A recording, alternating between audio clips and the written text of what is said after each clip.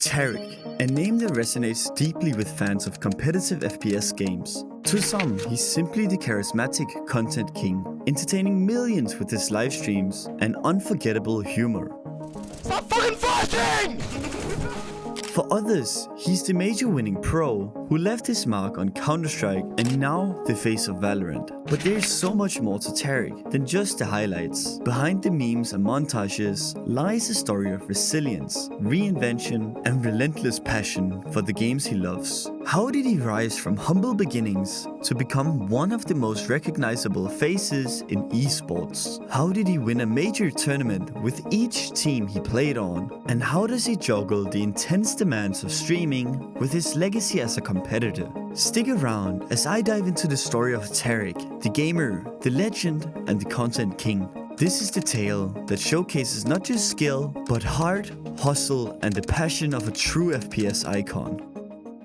Tarik started his career in the early 2010s, like many others, uploading highlights from his CSGO games to YouTube. He would stream under the name No Shirt TV and would, as the name suggests, be on cam without a shirt. Back then, he was just another kid stream sniping games and would famously stream snipe a game with pro player Hiko, destroying him whilst he was on his 22nd hour of streaming that day. And this is exactly when he began to realize that funny moments like this could be the opportunity he was looking for to make streaming his full-time job. And he would go viral once again with the now infamous video Serial 4K, which catapulted his career, and it became clear that Tarik had the skill and drive to take things further. By 2014, Tarik's reputation had grown enough to land him a spot on professional Counter-Strike team Netcode Guides. But just as they were starting to make a name for themselves, the team was involved in arguably the biggest esports scandal ever. Netcode Guides would play against iBuyPower, arguably one, if not the best team in North America at the time. It was basically written in the cards that Netcode Guides would lose this game, as they were a really inexperienced team. But to many people's surprise, they would go on to win the game 16-4, which shocked the community. It would later leak that the match was fixed, and 4 out of 5 players on iBuyPower would be caught having bet against themselves to throw the game intentionally. This shocked the entire esports world, as something like this had never really happened in esports. Tarik would later state on his stream that he just thought that his training had finally paid off, and that he was just better, which really is a typical Tarik moment. Vanessa's yelling at me like, they're throwing. I'm like, dude, we're back. We practiced the map. We know what we're doing. We have our setups down. Ian was like, dude, you never give us credit for our wins. I'm like, yo, relax, dude, they're throwing, they're not shooting back at me, I'm retaking the site by myself. I'm like fucking getting hyped and shit. I got a 20 bomb, fucking... Shit.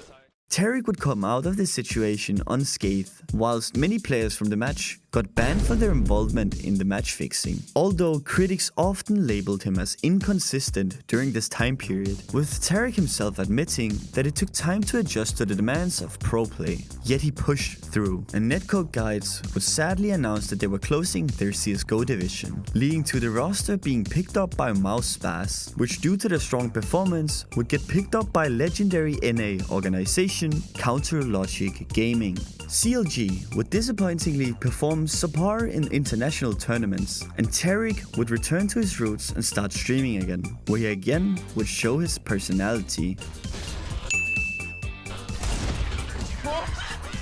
which his community loved. And it is very apparent that Tarik even had this side whilst being a pro, as during MLG Columbus, Tarik would highlight his Turkish heritage by taking a Turkish scarf on stage, placing it in front of him, and expressing in an interview that he wanted the Turkish esports scene to prosper. But it didn't take long for Tarik to get his calling back to professional play, as Optic had just benched Stanislaw in August of 2016, giving Tarik another opportunity to show his skill level. And just months after signing to the org, Optic would shock the world by winning E-League Season 2, winning against Astralis. This cemented Optic as NA's best team and would further grow Tarik's career. They would place second place at ECS Season 2 finals, losing to Astralis, but would start to play poorly after this. and would lose in the group stages of the Atlanta 2017 major. After a long period of bad placements, Tarik was again looking to put his talent elsewhere, and his talent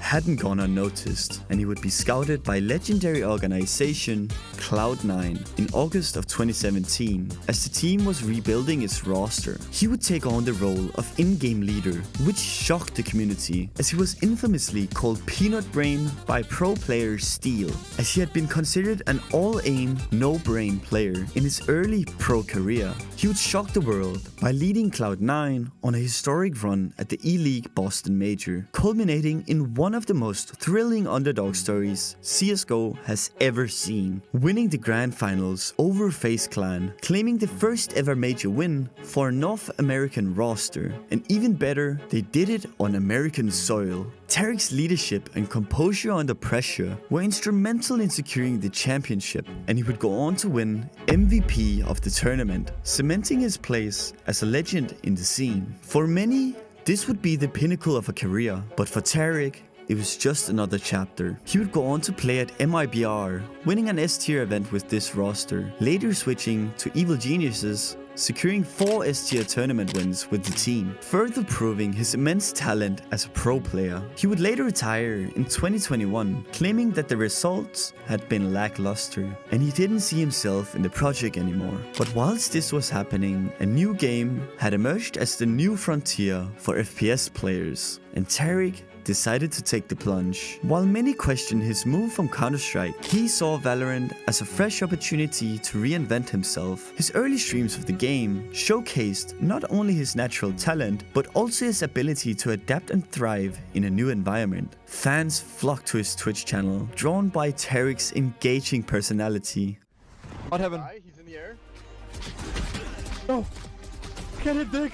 And his insane gameplay, and the sheer fun he just brought to every stream. And as a streamer, Tarik has built something truly special. His watch parties for Valorant tournaments have become legendary, offering fans a mix of insightful analysis and comedic relief. And these streams even hit higher viewers than the official broadcast from Riot sometimes, which is just insane. His interactions with chat feels personal, creating a community that's as much about shared laughs as it is about shared love for the game. And through it all, Tarik remains one of the most skilled players on the platform, even hitting rank 1 in Valorant, further proving to everyone why he's a pro at heart. But like any other journey, Tarik's journey has had its challenges. Balancing streaming, competition, and personal life isn't easy, and he's been open about the struggles of burnout and the pressure to constantly perform. Yet it's this honesty that makes him so relatable. Tarik doesn't just show the highlight reel, he shares the ups and downs, giving his fans a glimpse of the human side of esports. From his humble beginnings as No Shirt TV to now with his polished Valorant streams, Tarik has truly stayed consistent with his personality, and it clearly shows that he still enjoys making content as much as he did back in his mom's closet, which shows the genuine character he has. Despite stepping away from professional play, Tarik continues to influence the gaming world in profound ways. His streams are a must-watch for Valorant fans, and his impact on the FPS community is undeniable, hosting his own tournaments like he would host CSGO servers back in the day. He's not just a player or a streamer, he's a symbol of what's possible when you combine skill, personality, and an unshakable love for the game. As Tarik's story unfolds, one thing is certain: whether he's clutching a 1v4 in ranked, hosting watch parties for thousands, or just cracking jokes with his chat, he's a force to be reckoned with. Tarik's legacy isn't just about the trophies or the viral clips, it's about the countless lives he's touched along the way, and for that, he'll always be one of gaming's brightest stars. But just like Tarik, I'm trying to grow my own community. If you like the video, I'm trying to hit 2,000 subs before the end of the year, so please subscribe.